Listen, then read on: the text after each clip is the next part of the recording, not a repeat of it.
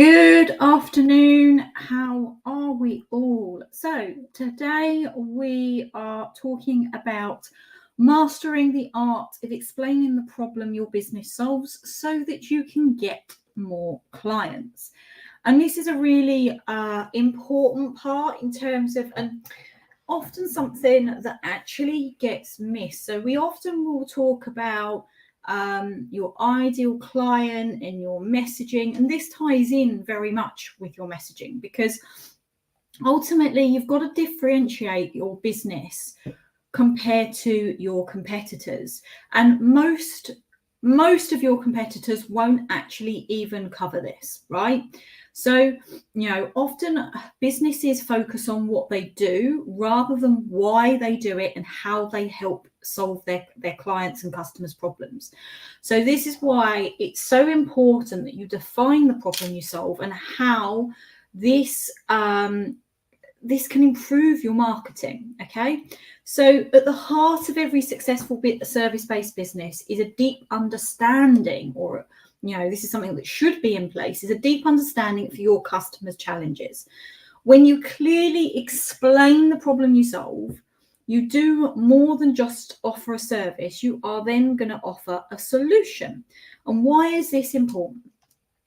It's important because it helps you connect with your audience. So your potential clients, your ideal clients, are more likely to choose a business that understands their problems. When you're clearly explaining in your marketing the problem and you show that you know what they're going through and you're ready to help, this will be a game changer. As I was saying a moment ago, it sets you apart from your competitors.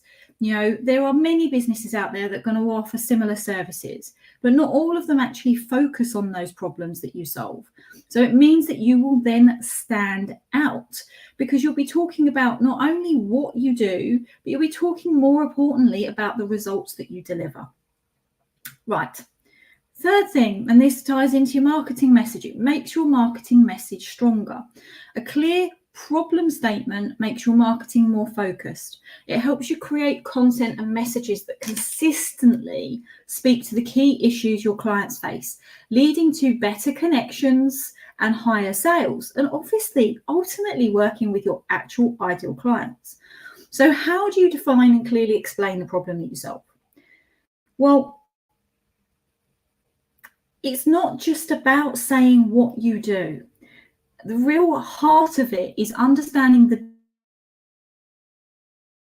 deeper issues your clients face and how, and the how is crucial. Your services help those issues. Now, the one thing that I would also tie in here, in terms of the problem that you're solving, and this is something I talk about frequently, the problems aren't just about the external problems that you solve. It's about the internal problems, and where you really are in game-changing territory is your messaging isn't just tapping into those physical external problems, but they're tapping into the emotional.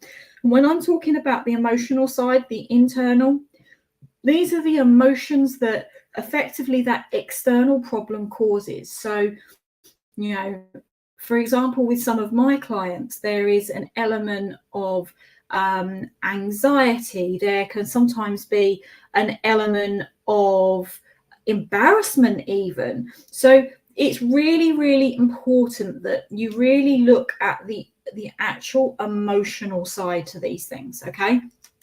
So you need to know your ideal client's challenges. So you need to start by researching and talking to your target audience.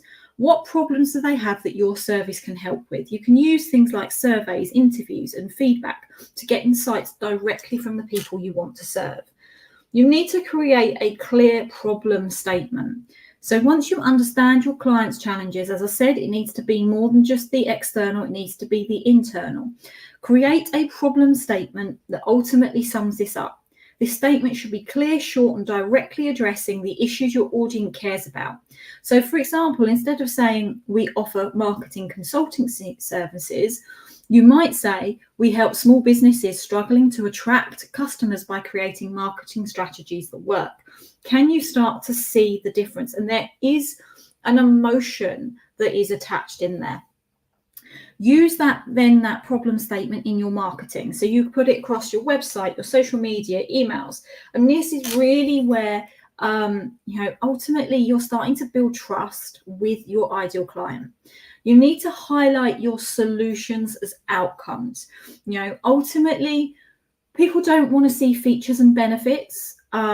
What they actually want you to do is to focus on the results that you achieve. So, it's how your service will solve their problem, make their life easier, or help them reach their goals. It really is focusing on the results rather than the package as such that you are offering. Now, you need to also consider optimizing your problem statement for search engines. So you need to make sure you find the right words. So identify the words and phrases that your target audience might use when searching for solutions to their problems. So it could be things like how to get more customers, small market business marketing challenges, or way to keep customers. Now, these are obviously very linked to what I do, but you really need to be thinking about the right words that your specific business, whether you're a law firm, an accountant, whatever you are, use these words naturally. Don't overdo it.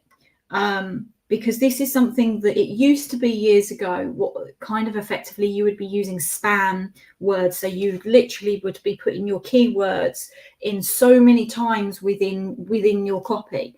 Don't do that. It needs to be so that it actually reads in a natural way, as if you are talking, rather than a case of just because you're trying to optimize the page. So you also need to make sure that your pages have these keywords. So you're using them in the titles, descriptions, headings, and throughout the text. But remember, don't overdo it. Create content around the problem. So regularly publish blog posts, articles, videos that explore the problems that your clients face. And by addressing these issues from different angles, you can then show your expertise and improve your chances of being found when people search for solutions. Okay. So ultimately, in summary, for service-based businesses, being able to clearly explain the problem you solve is more than just a marketing strategy. It is the foundation of your business. It ties into your marketing message. It ties into your ideal client, because ultimately, when you are actually working out your ideal client avatar and the detail, you're actually looking at the problems you're solving for this as part of that process. So all you're then doing is utilizing this in your actual marketing, so that you are then connecting with your ideal client, because ultimately business is about relationships. And the more that you can demonstrate that you understand your clients, the problems that they're having, and that you can demonstrate you are the solution to that, then ultimately the more it's going to be easier for you to then be able to get the right type of clients. Remember, potential clients aren't just looking for a service, they're looking for a solution to their problems.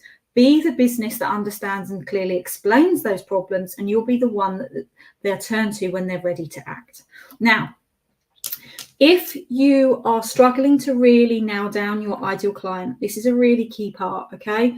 And you are struggling to really identify the problems that you actually solve, then make sure that you get yourself booked in for a free strategy session. There is a link on the website. If you actually go onto the blog that this is all centered around, then you can also click there. I will also put a link in the live so that you can gain access. But ultimately, we're here to help you optimize your business for peak performance. And we know that many businesses don't focus on the problem that you solve, and therefore need support in that. And that's what we're here for.